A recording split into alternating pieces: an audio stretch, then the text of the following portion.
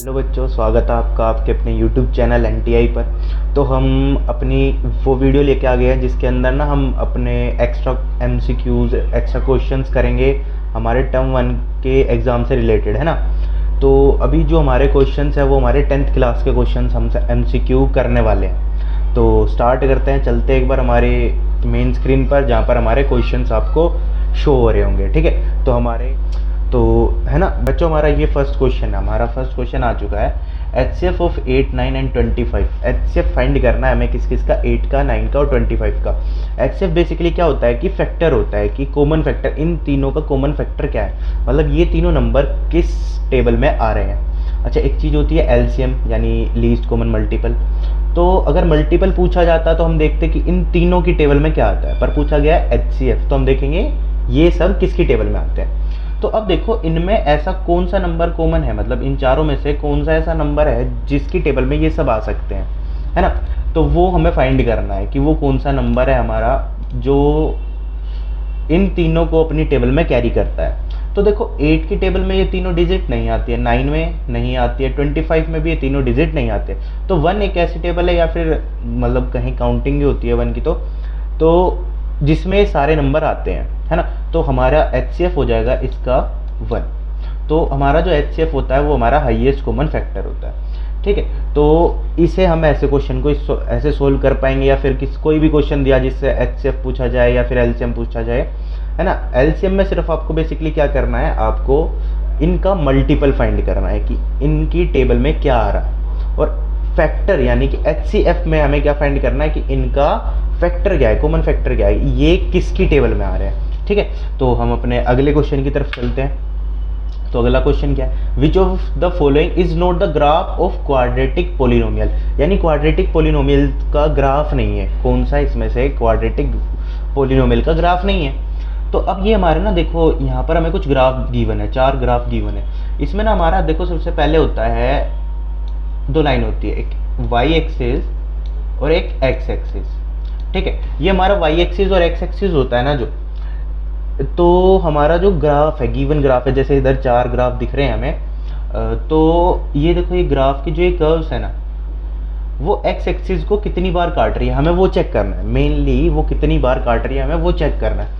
अब जैसे हमारा फर्स्ट ग्राफ में क्या दिख रहा है कि ये एक बार भी इंटरसेक्ट नहीं कर रही है ना, एक बार भी इंटरसेक्ट नहीं कर रही है, ये इसे एक बार टच करके जा रहा है ग्राफ। यहाँ पर इसने 2 टाइम्स इंटरसेक्ट किया है और यहाँ पर हमने 3 टाइम्स इंटरसेक्ट होते हुए देखा है। तो अब बेसिकली एक चीज़ समझते हैं, जो भी क्वाड्रेटिक पोलिनोमियल होते हैं या फिर क्वाड्रेटिक इक्वेशन हो रही है उसका अगर हम ग्राफ बनाते हैं यानी उसकी वेव्स बनाते हैं, ग्राफ पर रिप्रेजेंट करते हैं, तो वो उसे कभी भी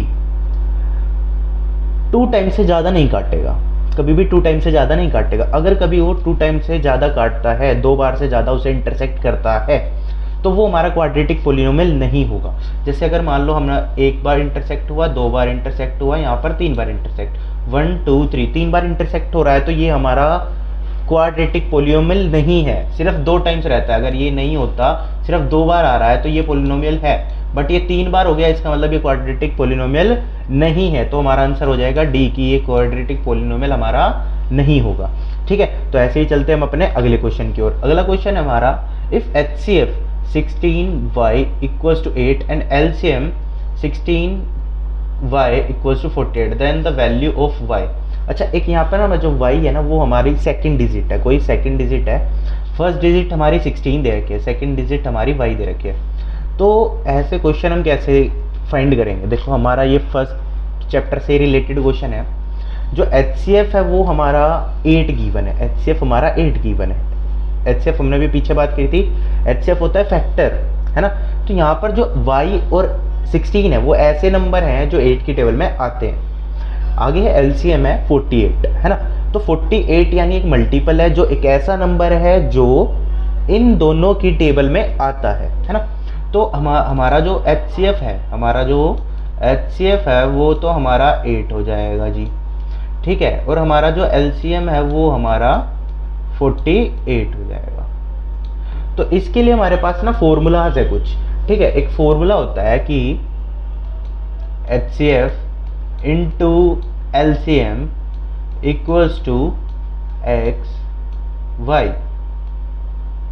यानी हमारा जो भी नंबर गिवन है, दो नंबर गिवन है एक्स और वाई, मतलब उनका प्रोडक्ट, दो नंबर्स का प्रोडक्ट एलसीएम इंटू एचसीएफ के इक्वल होता है। मतलब LCM multiply HCF equals to product of two numbers, है ना। ये हमारा फॉर्मूला होता है एलसीएम में एचसीएफ फाइंड करने का, या फिर दो नंबर्स में से कोई एक नंबर गिवन नहीं है तो वो फाइंड करने का। तो हमारे पास यहाँ पर x यानी फर्स्ट डिजिट दे रखी है 16, सेकंड डिजिट हमें नहीं पता है, ठीक है। और एलसीएम हमें पता है कितना है 48 है, और एचसीएफ हमें पता है विच इज़ 8। तो हम फॉर्मूला लगाएंगे सिंपल सा, एलसीएम क्या होगा हमारा 48 होगा, ठीक है। एचसीएफ क्या होगा हमारा 8 होगा, और x हमें पता है कितना है जी 16, और y हमें पता नहीं, y हमें नहीं पता है। तो अब इसमें हम क्या करेंगे कि ये इसके साथ क्या है मल्टीप्लाई है, इधर आके डिवाइड आ जाएगा ये हमारा, है ना। तो इसे हम जब डिवाइड करेंगे, इसे कैंसिल करके यहाँ पर आएगा 1, यहाँ बचेगा 2, है ना। 2 1 जा 2, और इसे जब डिवाइड करेंगे इससे तो आएगा 24। तो हमारा y आ गया 24, y हमारा कितना आ गया 24 आ गया। तो हमारा फर्स्ट आंसर जो है करेक्ट आंसर है। देखो अब जैसे कि हम बता रहे हैं कि 8 जो है हमारा नंबर 8 है वो एचसीएफ है, यानी कि एक ऐसा नंबर है कि जो ये 16 और 24 हमारा आया है, जो ये 16 है और ये 24 हमारा आया है, ये दोनों 8 की टेबल में आते हैं, है ना। और जो हमारा 48 एलसीएम है, जो 48 एलसीएम है वो 24 और 16 दोनों की टेबल में आता है। तो यही हमारा एचसीएफ और एलसीएम होता है, ठीक है। और बाकी इस थर्ड क्वेश्चन का आंसर जो होगा वो हमारा 24 होगा, ठीक है। चलते अपने अगले क्वेश्चन। तो ये हमारा अगला question, if one of the zeros of the polynomial x square plus x plus के देन द वैल्यू ऑफ के इज। अगर हमारा जो 1 है वो 0 है, इस पोलिनोमियल का 0 है ना। यानी 0 मतलब जीरोज होती हैं आंसर, है ना। जो फाइनली आंसर आता है किसी भी पोलिनोमियल को, किसी भी इक्वेशन को सोल्व करके, उसे हम जीरोज कहते हैं। उन्हें हम अल्फा और बीटा की फॉर्म में भी रिप्रेजेंट करते हैं। तो ये हमारा सेकंड चैप्टर से क्वेश्चन है कि इसका अगर जीरोज, इस पोलिनोमियल की जीरोज अगर 1 है, एक 0 1 है, तो के की वैल्यू क्या होगी कि जो ये पोलिनोमियल है ना, इसमें हम x की जगह 1 पुट कर देंगे। 1 का स्क्वायर प्लस 1 प्लस के इक्वल्स टू 0, है ना। तो हम ये पुट कर देंगे। अब हमारा जो 1 का स्क्वायर होता है 1 प्लस के इक्वल्स टू 0, ठीक है। तो अब 1 और 1 2 प्लस के इक्वल्स टू 0। अब ये प्लस है उधर जाके हो जाएगा हमारा माइनस, प्लस है उधर जाके हमारा क्या हो जाएगा, ये हमारा माइनस हो जाएगा। तो हमारा जो आंसर आ रहा है वो आंसर आ रहा है सेकंड हमारा आंसर हो जाएगा। हमारे के की वैल्यू -2 आएगी, क्योंकि ये देखो यहाँ पर प्लस होता है तो वो हमारा उस तरफ जाकर हो जाएगा माइनस, के इक्वल्स टू -2 हमारा आंसर आ रहा है। तो हमारा -2 इस पोलिनोमियल में अगर हम 1 पुट करते हैं तो के की वैल्यू हमारी -2 आ रही है, ठीक है। तो हमारा ये क्वेश्चन सेकंड चैप्टर से था, तो इसको हम ऐसे सोल्व कर सकते हैं। अगले क्वेश्चन की तरफ चलते हैं। तो ये हमारा फिफ्थ क्वेश्चन है, ठीक है। फिफ्थ क्वेश्चन क्या कह रहा है, विच of the following is not an quadratic equation. इनमें से कौन सी इक्वेशन हमारी क्वाड्रेटिक इक्वेशन नहीं है ना, हमें वो बात करनी है। तो देखो क्वाड्रेटिक इक्वेशन से पहले हम बात करते हैं कि ना हमारी कई टाइप्स की इक्वेशन होती है, कई टाइप्स की, जैसे कि linear equation, quadratic equation, cubic equation. जो हमारी क्यूबिक इक्वेशन होती है उसमें हाईएस्ट पावर 3 होती है ना। और जो हमारी क्वाड्रेटिक इक्वेशन होती है उसमें हाईएस्ट पावर 2, और जो हमारी लीनियर इक्वेशन होती है उसमें हाईएस्ट पावर हमारी 1 होती है, या फिर हम कहें उसकी कोई पावर लिखते नहीं है, क्योंकि हम 1 को ऐसे लिखते नहीं है। तो हमारी हाईएस्ट पावर का जो बात कर रहे हैं हम यहाँ पर, तो हाईएस्ट पावर के अकॉर्डिंग ही हम बताते हैं कौन सी इक्वेशन क्वाड्रेटिक है, कौन सी लीनियर है और कौन सी क्यूबिक है। तो इसमें हमें फाइंड करना है कि कौन सी हमारी इक्वेशन क्वाड्रेटिक नहीं है। क्वाड्रेटिक मैंने भी बताया क्या होता है, जिसकी हाईएस्ट पावर 2 है। तो हम इसमें ऐसी इक्वेशन फाइंड करेंगे जो जिसकी हाईएस्ट पावर 2 ना हो। तो वो हमारी कौन सी इक्वेशन हमें दिखाई दे रही है, हमारी इक्वेशन सेकंड दिखाई दे रही है, जिसके अंदर हमारी हाईएस्ट पावर क्या नहीं है, 2 नहीं है, हाईएस्ट पावर हमारी 2 नहीं है। तो हमारा जो सेकंड ऑप्शन हो जाएगा इसका आंसर हो जाएगा, जिसमें हमारी हाईएस्ट पावर 2 गिवन नहीं है। ठीक है, तो हमें तीनों इक्वेशन याद करनी है, क्वाड्रेटिक, लीनियर और क्यूबिक, हाईएस्ट पावर 1, 2 और 3। अगला क्वेश्चन हमारा एलसीएम का, LCM of the given number x and y where y is a multiple of x। अच्छा देखो क्वेश्चन क्या कह रहा, बहुत सही क्वेश्चन है कि x और y का कोई नंबर है, x और y हमारे कोई नंबर है, ठीक है, और जो y है ना वो x का मल्टीपल है, x का मल्टीपल है, यानी कि y x की टेबल में आता है, y x की टेबल में आता है।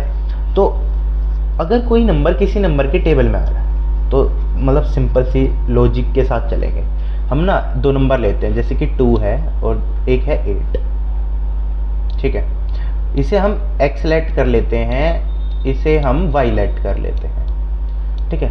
तो अब हमारा क्या देखने को मिल रहा है कि जो y है वो x का मल्टीपल है ना, y 8 और x 2, तो 8 2 का मल्टीपल है, ठीक है।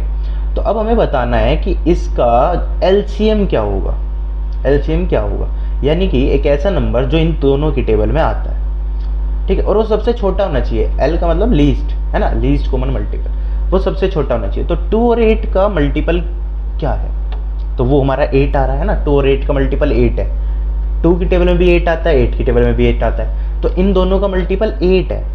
तो ऐसे ही अब समझो x और y दो नंबर है, ठीक है, सही है, और जो हमारा x है ना, जो वो y के साथ है, यानी कि y जो है वो x की टेबल में आता है, y जो है वो x की टेबल में आता है, तो y ही हमारा LCM होगा, है ना, y ही हमारा क्या होगा, LCM होगा। अगर y x की टेबल में आता है, इसका मतलब y वाली डिजिट बड़ी है और x वाली डिजिट छोटी है, तो इसीलिए हम कह सकते हैं कि y ही हमारा क्या है, LCM है। देखो इन दोनों में भी अगर हम देखें तो बड़ी वाली डिजिट जो है वो LCM आ रही है, क्योंकि 2 की टेबल में भी 8 आ रहा है और 8 की टेबल में भी 8 आ रहा है। तो समझो कभी भी ऐसा क्वेश्चन गिवन हो कि LCM फाइंड करना है दो नंबर का, और जो बड़ा वाला नंबर है ना वो छोटे वाली नंबर की टेबल में आ रहा है, तो बड़ा वाला हमारा हमेशा LCM हो जाएगा और छोटा वाला हमेशा हमारा HCF हो जाएगा। तो अभी इस क्वेश्चन में फाइंड क्या करना है, LCM, तो y हमारा क्या हो रहा है यहाँ पर, LCM हो रहा है, तो इसका आंसर सेकंड, यानी कि y is the LCM of given number x and y, ठीक है। तो हमारा अब अगला क्वेश्चन है, इफ अगला क्वेश्चन भी हमारा LCM और HCF का है, इफ LCM 7799 का 693, तो HCF फाइंड करना है ना, तो इसमें हमें वही फॉर्मूला लगाना पड़ेगा कि LCM into HCF equals to x and y, यानी कि product of two number. LCM into HCF होता है हमारा प्रोडक्ट ऑफ टू नंबर, ठीक है। तो इसमें हम बात कर रहे हैं कि जो हमारा 77 और 99 है उसका LCM 693 है, यानी कि इन दोनों की टेबल में एक नंबर आता है 693। अच्छा इसमें हमें HCF फाइंड करना, तो HCF क्या, सिंपल सा कि ये दोनों नंबर किस टेबल में आते हैं, तो हम ना इसका फॉर्मूले का यूज़ किए बिना, क्योंकि हमारे ना MCQ टाइप जो क्वेश्चन है MCQ टाइप के, वो ना हमें टाइम कंज्यूम करने पे मजबूर करेंगे, पर हमें ना टाइम कंज्यूम नहीं करना है उसके अंदर, हमें उन्हें जल्दी से जल्दी सोल्व करना है कि कैसे इससे हम अपना टाइम बचा सकते हैं। क्योंकि देखो हमारे जो एग्ज़ाम है उसमें ना 20 क्वेश्चन आने वाले हैं इससे रिलेटेड, हमारे MCQ से रिलेटेड, तो हमें ना वो जल्दी से जल्दी टाइम में, कम से कम टाइम में सोल्व करने हैं। तो ध्यान से देखो कि ये दोनों नंबर किस टेबल में आ रहे हैं, इन सब में से LCM फाइंड करना है, तो ये देखो कि इनकी टेबल में क्या आ रहा है, HCF फाइंड करना है, तो ये देखो ये किसकी टेबल में आ रहे हैं, तो HCF फाइंड करना है, तो ये दोनों किसकी टेबल में आ रहे हैं, इनमें से देखो 7 में आ रहे हैं, बढ़िया, 9 में आ रहे हैं, सही है, देखो 11 में आ रहे हैं, आ रहे 22 में नहीं आ रहे, तो ये तो ऐसे ही कैंसिल हो गया, इससे तो हमने काउंट ही नहीं करना, ठीक है, क्योंकि 22 हमारा इवन नंबर है, ये दोनों हमारे ओड नंबर है। अब देखो ध्यान से, हमें देखना होता है H यानी हाईएस्ट, इन सब में बड़ा कौन है, 11, इन 7, 9 और 11 में तो 11 ही बड़ा है ना, क्योंकि 22 तो वैसे ही कैंसिल हो चुका है, तो हमारा 11 इसका आंसर हो जाएगा कि हमारा HCF 11 है ना। हमें शॉर्ट टर्म में से कंप्लीट करना है, तो ये फॉर्मूला लगाने बैठेंगे अगर हम, तो हमें टाइम कंज्यूम होगा, टाइम ज़्यादा लगेगा, इस फॉर्मूले से भी 11 आंसर आएगा, इफ़ चाहते हो आप करके देख लेना, पर हमें टाइम कंज्यूम नहीं करना ज़्यादा, तो हम सिंपली आंसर निकालेंगे अपना, ठीक है। तो अगला क्वेश्चन देखते हैं वापस से, graphically the pair of equation, ये दो इक्वेशन के पेयर दे रखे हैं, है ना, इक्वेशन के पेयर दे रखे हैं। तो ये बताना है कि ये किस टाइप की लाइंस है, इंटरसेक्टिंग, है ना, मतलब एक जगह पर इंटरसेक्ट करेंगी, पैरेलल जाएंगी, इंटरसेक्टिंग 2 पॉइंट्स यानी दो जगह पर 2 पॉइंट्स पर इंटरसेक्ट करेगी, या फिर कोइंसिडेंट यानी एक दूसरे के ऊपर ही लाई करेंगी। तो हमें कैसी लाइन इनके बाद मिलेगी तो हम फाइंड करने वाले हैं। तो ना हमारे पास कुछ फॉर्मूला होता है कि A1/A2, B1/B2 और C1/C2। तो हम यहाँ पर है ना उसे पुट करके देखते हैं कि जैसे हमारा ये 7 है और सेकंड में है 21, ये A हो गया।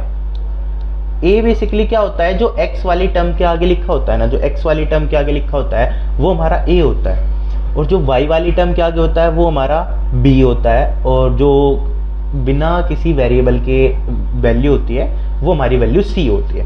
तो A हमें यहाँ दिख रहा है x के सामने 7, x के सामने 21, तो A1 A2 हो चुका है हमारा, ठीक है। उसके बाद हम लिखेंगे B1 और B2। B1 क्या है, y, देखो तो किसी भी वेरिएबल के आगे कुछ नहीं होता तो उसके आगे हमेशा 1 होता है, उसके आगे नेगेटिव साइन है तो -1 है। देखो माइनस से माइनस कट जाएगा तो प्लस बचेगा यानी 1, और नीचे कितना आ रहा है 3, बिल्कुल सही है, ठीक है। उसके अलावा हमारा लास्ट में बच रहा है C यानी कि 5 और 10, 5 और 10 बच गया। तो अब देखो अगर इसे हम कैंसिल करेंगे तो 1/3 आएगा, इसे हम कैंसिल कर देंगे तो 1/3 आएगा, विच इज इक्वल, सही है। इसे कैंसिल करने पर क्या आ रहा है, 1/2 आ रहा है, 1/2 आ रहा है, विच इज नॉट इक्वल। तो ये हमारे जो फर्स्ट दो टर्म है यानी A और B वाली टर्म है, जो हमारी A और B वाली टर्म है वो तो इक्वल है, बट हमारी C वाली टर्म इक्वल नहीं है, C वाली टर्म इक्वल नहीं है, जिस कारण हम इसे कहेंगे कि ये हमारी जो लाइंस होंगी वो हमारी पैरेलल लाइंस होंगी। कैसी लाइन होंगी, हमारी पैरेलल लाइंस होंगी, ठीक है। तो ऐसी ना हमारे रूल्स है जो हम किसी अगली वीडियो में डिस्कस करेंगे, वरना ये बहुत ज़्यादा टाइम कंज्यूम कर लेगी। तो इससे अच्छा हम अपने अगले क्वेश्चन पे चलते हैं। Which of the following is a coordinate point on y axis, y axis पर कौन सा कोऑर्डिनेट लाई करेगा। अच्छा, वाई पर कब आएगा, जब एक्स पर नहीं आएगा, है ना। तो ये होना चाहिए क्योंकि हमारे जो कोऑर्डिनेट है वो 0 0 वाले हैं, तो ऐसा कोऑर्डिनेट बताओ जो वाई पर लाई करे पर एक्स पर लाई ना करे, है ना, जब भी तो हमारा वाई एक्सिस पे आएगा। तो देखो अब जो हमारा ग्राफ होता है वो कुछ ऐसा होता है, इसमें हमारे नंबर होते हैं यहाँ पर 1 2 3 4 ऐसे, -1 -2 -3। अगर देखो कोई नंबर यहाँ आ रहा है, इस जगह पर आ रहा है, तो वो हमारा ना एक्स पर है ना वाई पर है ना, वो कार्टेशियन प्लेन पर है। तो अगर हमें वाई पर रिप्रेजेंट करना है, या तो हमें ऊपर की तरफ इस लाइन पे या नीचे की तरफ इस लाइन पे रिप्रेजेंट करना पड़ेगा। तो इसमें से हमारे ऐसे कोऑर्डिनेट फाइंड करते हैं जो सिर्फ वाई पे आते हैं। तो देखो ध्यान से, जो हमारा आगे वाला होता है वो एक्स होता है कोऑर्डिनेट, यानी एक्स एक्सिस पर हम उसे ढूंढते हैं, और जो पीछे वाला होता है वो वाई कोऑर्डिनेट होता है, यानी कि उसे हम वाई एक्सिस पर ढूंढेंगे, ठीक है, उसे हम वाई एक्सिस पर ढूंढेंगे। तो अब देखो जैसे ये 0 है, 0 और 1 यहाँ आएगा, यानी कि इस पॉइंट पर हमारा 0 और 1 है, इस पॉइंट पर हमारा 0 और 1 है, ये है 1, यानी ये तो x पर आ जाएगा, तो ये नहीं है हमारा 1 और 1, ये हमारे कार्टेशियन प्लेन पे आएंगे। 0 और 0 हमारा ओरिजिन होता है, यानी कि सेंटर का, इस सेंटर का कोऑर्डिनेट होता है 0 और 0। तो हम ये कह सकते हैं कि जो हमारा फर्स्ट पार्ट है यानी कि A ऑप्शन है वो हमारा करेक्ट ऑप्शन है, जिस पर हमारा जो y एक्सिस है ना, y एक्सिस, उस पर ये कोऑर्डिनेट लाई कर रहे हैं। y एक्सिस पर हमारा 0 और 1 लाई कर रहा है, जो हमारा ऑप्शन नंबर 1 है, ठीक है। तो अगला question, Deepa has only 1 and 2 coins with her। जो दीपा है उसके बाद ना उसके पास 1 और 2 coins है, 1 और 2 रुपीज़ के कोइन है, sorry. If the total number of coins he has 50, उसके पास टोटल अगर 50 कोइंस है, अगर टोटल 50 कोइंस है तो the amount of money with her is 75, और उन टोटल मनी की जो वैल्यू है वो 75 है। तो बताओ कि 1 और 2 रुपए के कोइन कितने हैं, 1 और 2 रुपए के कोइन कितने हैं, तो ये क्वेश्चन कर रहा है, ठीक है। तो अब देखो 1 रुपये के कोइन कितने हैं पता नहीं, तो हमने लेट किया x, 2 रुपये के कितने हैं हमने पता नहीं, तो हमने लेट किया y, और इन दोनों को कंबाइंड कर दे तो कितने टोटल कोइंस हो रहे हैं हमारे पास 50। टोटल कोइन कितने हो गए हमारे पास 50, जो कि यहाँ पर गिवन है, ठीक है। अच्छा, इनकी टोटल वैल्यू क्या है? इनकी टोटल है वैल्यू है 75। एक्स वाले जो कोइन की वैल्यू है, एक की कितनी है? 1 रुपीज़। तो 1x यानी कि x लिख सकते हैं, है ना, क्योंकि किसी भी नंबर को या फिर किसी भी वेरिएबल को 1 से मल्टीप्लाई करेंगे तो 1 ही आएगा। अच्छा, उसके बाद हमारा जो 2 रुपये वाले कोइन है, 2 रुपये वाले कोइन की वैल्यू y है ना, तो 2y, ये 1 रुपये वाले कोइन है और ये 2 रुपीज़ वाले कोइन है ना। 2 रुपीज़ कितने हैं टोटल? y है, पता नहीं। 1 रुपीज़ कितने हैं टोटल? x है, पता नहीं। और इनकी वैल्यू कितनी है टोटल? यानी कि टोटल पैसे इनके आएंगे 75। टोटल पैसे 75 और टोटल सिक्के 50 है। टोटल सिक्के 50 है और टोटल पैसे 75 है। तो ना ये हम एलिमिनेशन मेथड से सोल्व करेंगे। एलिमिनेशन मेथड बेसिकली दो हम इक्वेशन बनाते हैं और उसके बाद उन्हें हम सोल्व करते हैं। तो देखो, जब भी ना कोई वैल्यू सेम है, उनके साइन भी सेम है, तो ना हम सबके साइन चेंज कर देंगे। प्लस था तो माइनस, प्लस था तो माइनस, और ये भी प्लस था तो माइनस। हमने करा, ये माइनस से माइनस, प्लस माइनस कैंसिल हो गया, है ना, सॉरी, प्लस माइनस हमारा क्या हो गया? कैंसिल हो गया। तो ये कुछ नहीं बचा। और अब देखो, 2y में से y कैंसिल किया, यानी y से 2y किया तो माइनस का y बच रहा है हमारा। उसके अलावा 75 में से 50 गए, या कहो 50 में से 75 गए तो 25 बचेंगे, विच इज नेगेटिव, क्योंकि 75 बड़ा है। अब माइनस से माइनस कैंसिल करने पर हमारा y इक्वल्स टू 25 आएगा। माइनस से माइनस कैंसिल करने पर y इक्वल्स टू 25 आएगा, ठीक है।